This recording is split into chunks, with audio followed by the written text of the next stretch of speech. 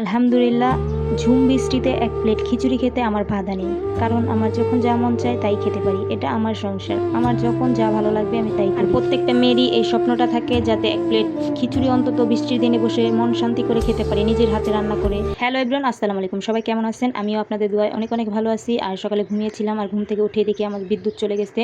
মানে আর কি, আমার মিটারে টাকা নেই, তাই ঘুম থেকে উঠে আমি চলে আসলাম মিটারে টাকা ভরতে। আর এসে দেখি যে মিটার বক্সে একটা দেখেন কত বড় টিকটিকি ছিল, আর এটাকে আমি বন্দি থেকে বের করে দিলাম। আসলে সবারই বন্দিতে থাকতে ভালো লাগে না, ওকে মুক্ত করে দিলাম। আর দেখেন আমি নাম্বার উঠিয়ে নিচ্ছি, তারপর আমার মিটারে টাকা চলে আসছে 2713 টাকা। অলরেডি আমার 300 টাকা চলে গেছে। আর আমি মিটারে টাকা ভরা শেষ, তাই নাস্তা টাস্তা করে চলে আসলাম রান্নার কাজে। বললাম না শুরুতে, এই যে খিচুড়ি খাবো আজকে, ঝুম বৃষ্টি, বাইরে প্রচুর বৃষ্টি হচ্ছে। আর এই কারণে খিচুড়ি রান্না করার জন্য আমি অল্প মুরগি ভিজিয়ে নিব, আর এই কারণে ফ্রিজ থেকে মুরগিটা বের করে নিব। আর মুরগিটা বের হচ্ছে না, আর তাই জোরাজোরি করে মুরগিটাকে বের করে নিলাম লাস্টমেশ, আর ভিজিয়ে নিচ্ছি দেখেন। আর মুরগিতে বারে বারে পানি যদি পাল্টিয়ে দেয় তাহলে খুব তাড়াতাড়ি ভিজে যাবে। আর গাছ থেকে একটা পেঁপে পেরে নিব, আর আমার গাছ আছে তাই সবজির কোনো চিন্তা নেই। দেখেন আমি গাছ থেকে পেঁপেটা পেরে নিচ্ছি, আর অল্প মানে ছোটো পেঁপেটাই নিয়েছি, কারণ আমি বেশি রান্না করব না। আর এখানে আমি সবজি কেটে নিচ্ছি, মিষ্টি কুদু, মানে যা যা সবজি আমি সামনে নিয়েছি ওগুলো কেটে নিচ্ছি। আর দেখেন আমি বটি দিয়ে কেটে নিচ্ছি, কারণ আমরা বাঙালি, আমরা যতই চেষ্টা করবো না কেন চাকু দিয়ে আমরা কমই কাটতে পারি, তবুও আমরা চেষ্টা করি যাতে আমরা একটু বাঙালি থেকে একটু উন্নত হতে পারি।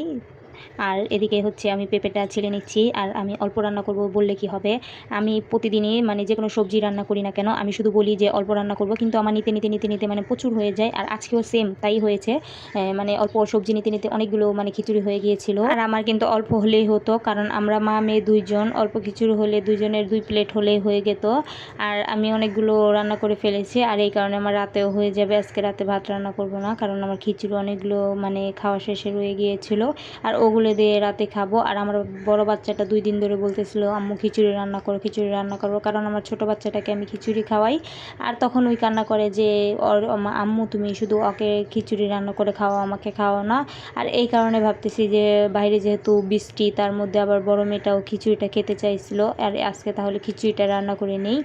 আর আমি এগুলো খুব শর্টকাট মানে মনে করি, কারণ কোনো ঝামেলা নাই, খিচুড়ি বলো বিরিয়ানি বলো। আর এদিকে আমি মুরগিগুলো ভিজিয়ে নিয়েছিলাম, ভিজানো শেষ, তারপর আমি মুরগিগুলোকে মানে কুচি কুচি করে নিয়েছি। আর মেন কাজে আমি চলে এসেছি, রান্নার কাজে। সব গুছিয়ে ধুয়ে মুয়ে নিয়েছি, তারপর আমি রান্না করতে আসলাম। দেখেন আমি পেঁয়াজ টিয়াজ দিয়ে অলরেডি দিয়ে দিয়েছি, তারপর আমার মনে ছিল না, তারপর ওগুলো দিয়ে দিলাম, দিয়ে নেড়ে চেড়ে সব মশলা একসাথে দিয়ে তারপর আমি ওগুলোকে নেড়ে চেড়ে মশলা টশলা সব একসাথে কষিয়ে নেব। আর আমার হাজব্যান্ড যখন বাসায় ছিল তখন যদি একটু বৃষ্টি দেখতো বা উনি বাসায় থাকতো, তখনই বলতো যে আজকে বৃষ্টি পড়তেছে, তুমি খিচুড়ি রান্না করো, মরিচ বাটা বানাও, ডিম ভুনা করো, হ্যাঁ তোমাকে আমি কাজে হেল্প করবো নি, মানে এই সব বলতো। আর এখন তো আর উনি নেই, আর এই কারণে খিচুড়িটা খুব কম খাওয়া হয়। আর উনি থাকলে খিচুড়িটা বেশি খাওয়া হতো, কারণ উনি মরিচ বাটা দিয়ে খিচুড়িটা খুব পছন্দ করে। আর ওনার যদি মরিচ বাটা হয় তাহলে ওনার খিচুড়ির সাথে কিছুই লাগে না। আর আমি আজকে মরিচ বাটা কিছু করবো না, কারণ আমার বাচ্চা খাবে, আর আমি মরিচটাও কম দিব ঝালটা, কারণ আমার 2 বাচ্চাকেই খাওয়ানোর চেষ্টা করবো এখান থেকে। ছোটো বাচ্চার জন্য আজকে আলাদা করে মানে কোনো খিচুড়ি রান্না করব না, আজকে এখান থেকে খাওয়ার চেষ্টা করব, কারণ ওই বড় হইতেছে, আস্তে আস্তে ওকে ঝাল খাওয়াতে হবে।